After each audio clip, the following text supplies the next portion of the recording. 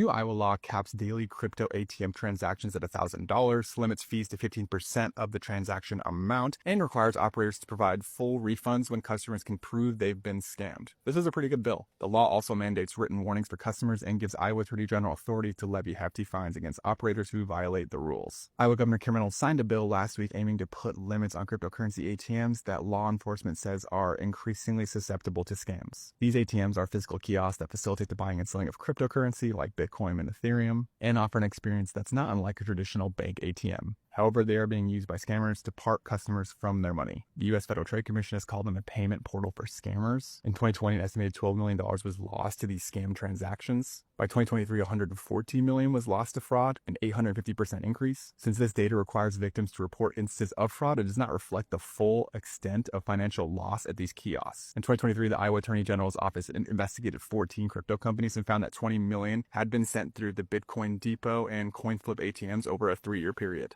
Senator Charlie McClintock, Republican from Alburnett, introduced the bill after hearing a litany of instances where users were being taken advantage of. People over 60 are more than 3 times likely as younger people to report losing money to Bitcoin ATM scams, according to FTC data. The median loss across age groups in the first half of 2024 was a staggering $10,000. Iowa isn't alone in the fight. AARP reports that since January 2024, bills have been introduced in 8 state legislatures to regulate crypto kiosks. At least 3 states, Minnesota, California, and Vermont, already have daily transaction limits for Bitcoin ATMs. There's also been a similar bill introduced at the federal level. Hey, finally, it's something the government should do, protect people from scams. Read more of what I was starting line. Thanks for watching.